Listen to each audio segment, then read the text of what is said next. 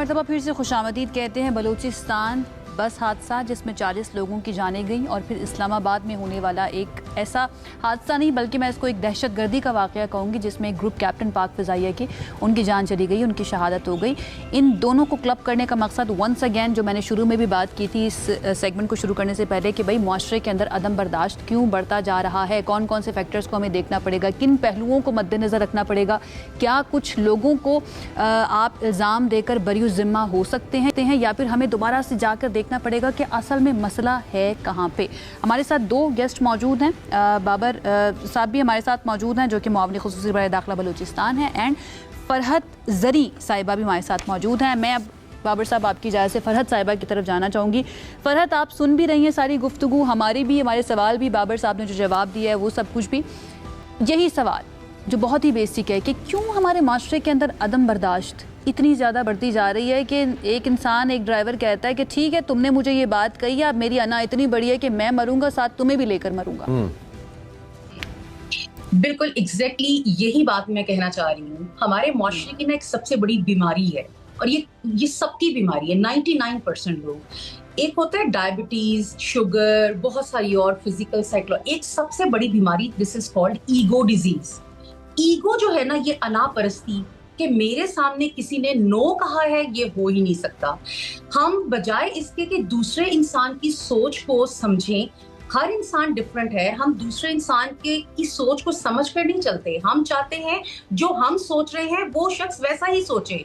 हम किसी को इख्तलाफे राय का हक ही नहीं देते। नो तो हम सुन ही नहीं सकते। ये पूरे मुआशरे की बीमारी है जो इस मुआशरे की जड़ों को लिटरली कमजोर कर रही है। हर साइकोलॉजिकल प्रॉब्लम, इवन के जो फिजिकल इश्यूज हैं वो भी ईगो से स्टार्ट होती हैं। अनापरस्ती में इंसान इतना आगे जा चुका है कि उसको नहीं पता। लिटरली मैं यहाँ पे ये कहूंगी कि जानों को मारना आसान है, किसी का गला घूंटना आसान है, ईगो का गला घूंटना, अना का गला घूंटना सबसे ज्यादा मुश्किल है हमारे। और आपको पता है इस्लाम में क्या है? नफ्स की जंग सबसे बड़ी जंग है। ये वही जंग है जो 99% हमारे मुआशरे में लोग हार रहे हैं। वो समझते हैं कि बाकी तमाम जंगें हमेशा किसी बंदूकों से और चाकू छुरियों से नहीं लड़ी जाती। नफ्स की जंग बहुत बड़ी जंग है। ये जो दो वाकयात आप बता रही हैं, लिटरली मेरे तो रोंगटे खड़े हो गए हैं। यानी 40 खानदान तबाह हो गए एक इंसान की ईगो के लिए। वो नो नहीं सुन सका। झगड़ा क्यों होता है? आप मेरी बात सुन रहे हैं, मैं आपकी बात सुन रही हूँ, ये तो ठीक है, हम किसी मामले को सॉल्व करना चाहते हैं। जब मैं आप ही की बात को, आप ही की राय को इज्जत नहीं दूंगी, अहमियत नहीं दूंगी, तो झगड़ा शुरू हो जाएगा।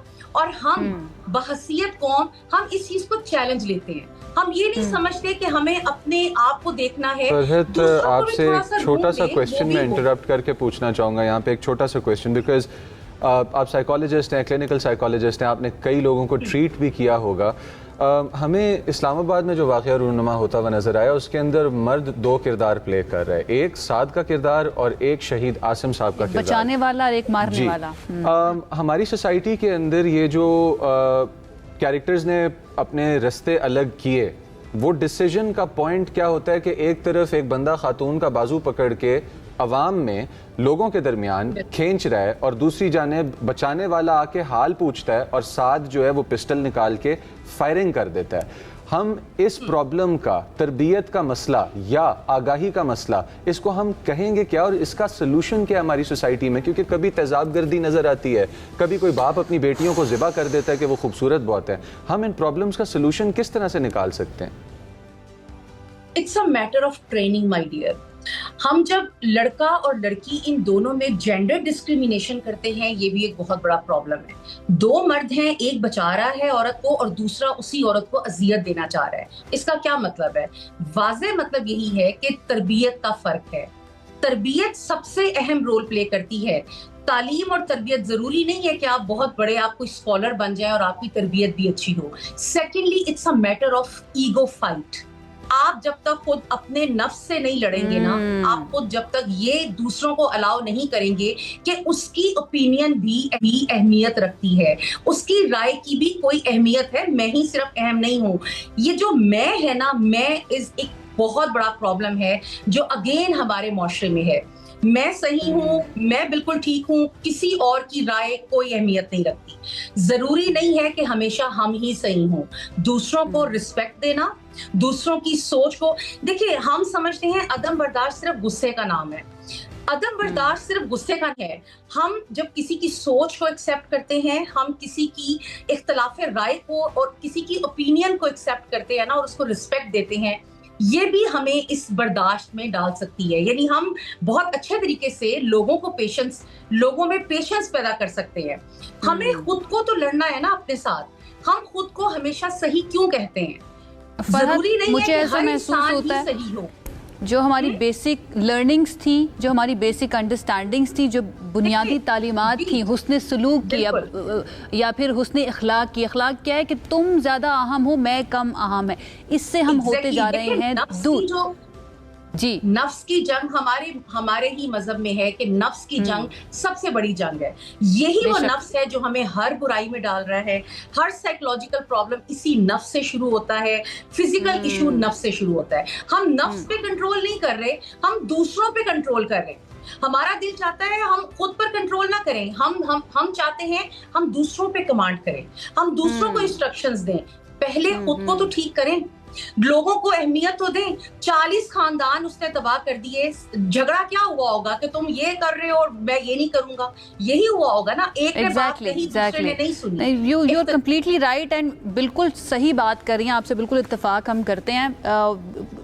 ये डिस्कशन जो है ना वो बहुत ज़्यादा मज़ीद गहरी भी हो सकती है, लेकिन अनफॉर्चुनेटली वक्त हमारे पास कम होता है। तो मैं बाबर साहब से ये बस जानना चाहूँगी, बाबर साहब अब क्या सोचा गया है, क्या स्टेप्स मज़ीद आगे लिए जाएंगे बलूचिस्तान गवर्नमेंट की तरफ से इस तरह के हादसात को रोकने के लिए, और इस वाक़े के अंदर अब क्या किया जा रहा है? क्या जिनकी जाने गई हैं 40 ख़ानदान, उनके लिए कोई जो है ना कुछ रखा गया है, उनको कुछ दिया जाएगा, कुछ कॉम्पनसेट किया जाएगा? आई नो ये किसी की जान का बदला नहीं हो सकता, बट फिर भी एक ज़रूरी होता है। जी आयशा, गवर्नमेंट ऑफ बलूचिस्तान बिल्कुल इस वाक़े में जो लोग जाँ बहक हुए हैं, शहीद हुए हैं, उन्हें फुली कंपनसेट करेगी। उनके ख़ानदानों को हम जो है मुआवजा जो है वो इंसान का रद्द-बदल नहीं है, लेकिन हम उन्हें उनका गम कम करने के लिए, उन ख़ानदानों को सपोर्ट करने के लिए हम उन्हें मुआवजा भी देंगे।